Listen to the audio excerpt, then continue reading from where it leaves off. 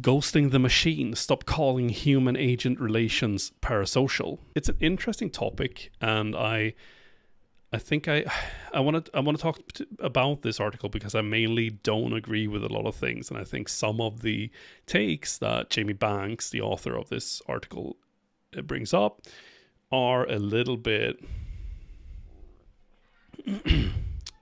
it's worth discussing. Jamie Banks, he starts off by making the argument that conversational agents are social. And what he means by that is that when you write something to an AI, it responds back to you, and you have an exchange of social behavior or social things going on.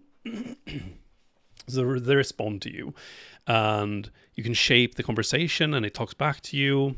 And Jamie argues that this makes it a social function, and it doesn't really matter if it's an artificial or synthetic relationship. It's still social, and I think I can agree with that. I think it's an interesting stance to take in order to sort of have a discussion around this, and I don't mind that. I think it's fair enough to Jamie. Let's start off from the perspective that it's a social discussion if you talk to a robot. And then the second argument is about parasociality, and it's about what that is. So parasociality is about structural non-reciprocity. Do correct me if I am not saying that word correctly, because that one is difficult. So basically what he goes through is that he talks about how parasocial was used to describe how TV audiences feel when they look at on-screen characters. It's a one-sided relationship where the character doesn't know you exist, and he can't respond to you. So it's a little bit like talking to a talk show host or listening to that. And it's about a structural non-reciprocity again, where one side is having a relationship and the other one does not. It's just a performance and not aware of the people in the audience. Then Jamie goes on to argue that human agent relationships are reciprocal,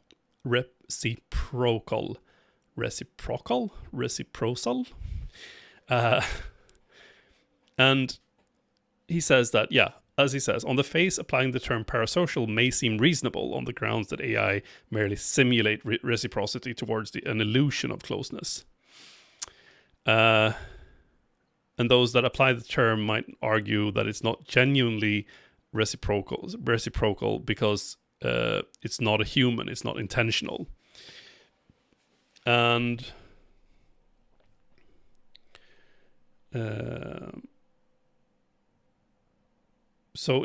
but what Jamie then argues is that when you talk to an AI, it actually talks back and it responds to what you specifically have said, and that makes it structurally different from watching a TV character.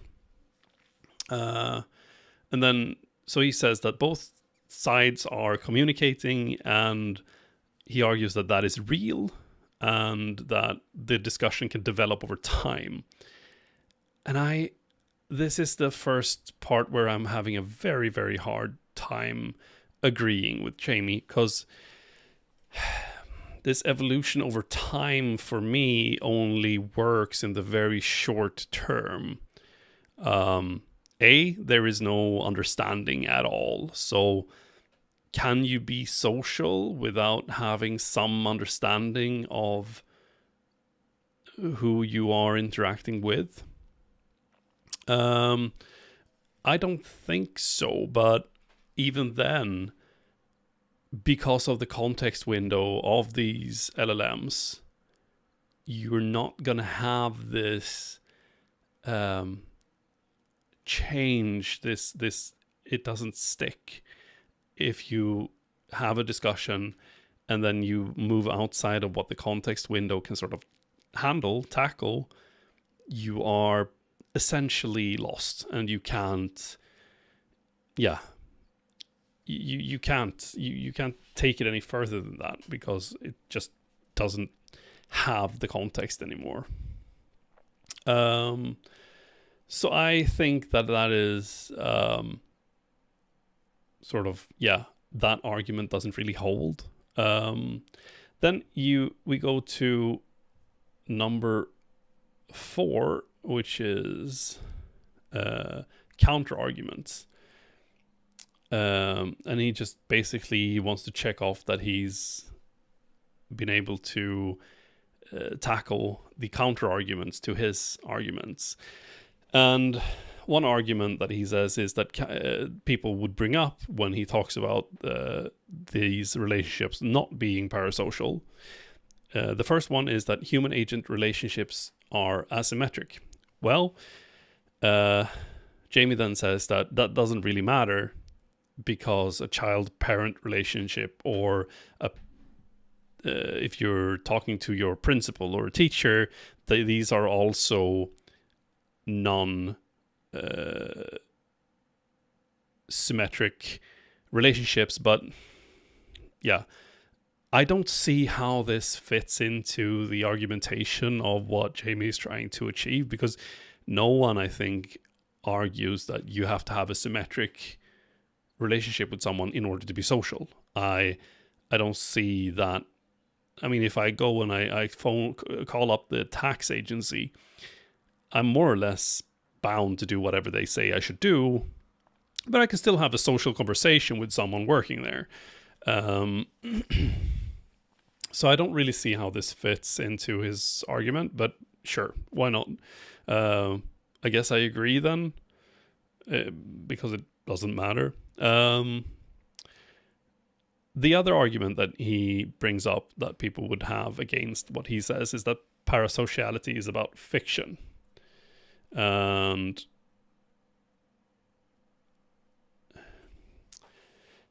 then here he says that people who use AI companions know that it's a machine, and that awareness doesn't stop the interaction from being real.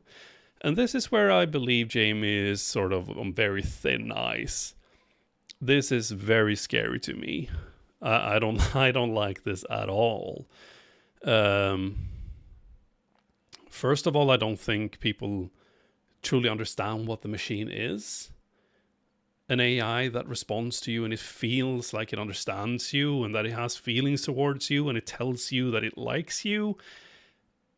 That's gonna make a lot of people, even like people that are in no way crazy, start to think that this machine actually has the emotional equivalency of a person.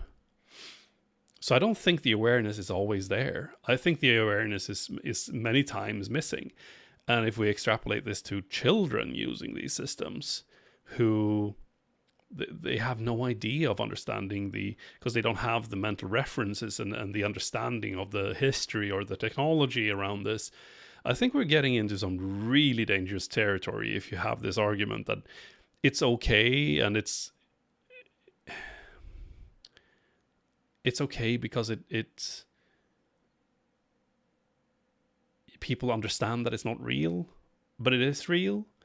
And I don't understand what Jamie is trying to achieve here, but I think this is a dangerous point, and I don't like it. And the third one that he sees that people are saying that counters his argument is that, but you're just projecting feelings onto it.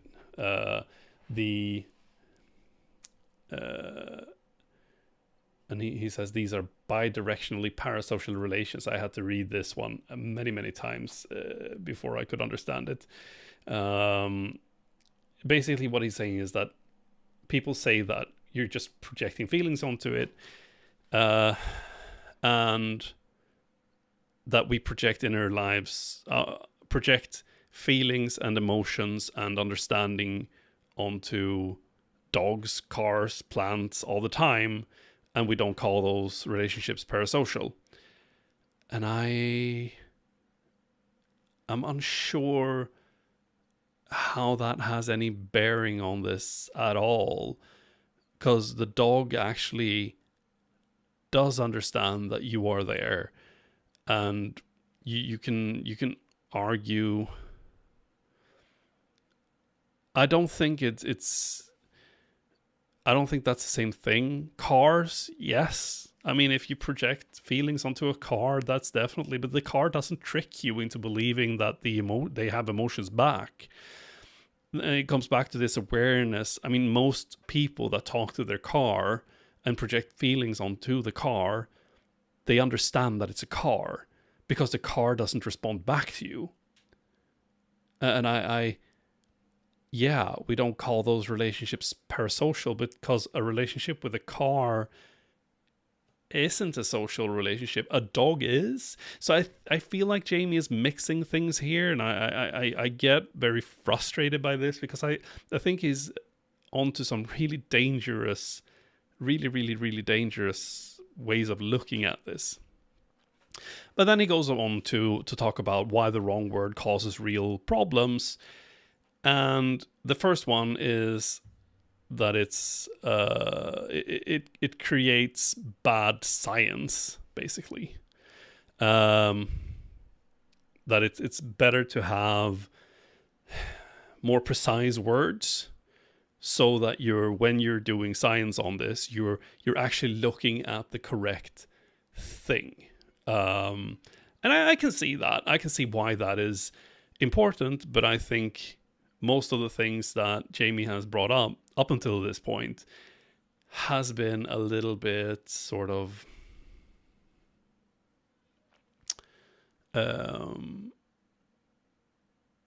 not how I would maybe look at it. I think some of the points that he brings up are very, very, for me, they feel confused, and it feels like Jamie hasn't really understood what the technology does and how people react to the technology.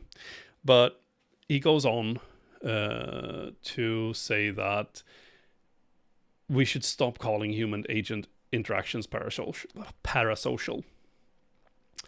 And it's not because the relationships are without problems, but because it's a wrong analytical tool. And I can agree with that. I'm just so concerned by the reasons that he brings up to build this argument. I think it would be enough to say that, we need to find some other word for this. Parasocial doesn't really cut it.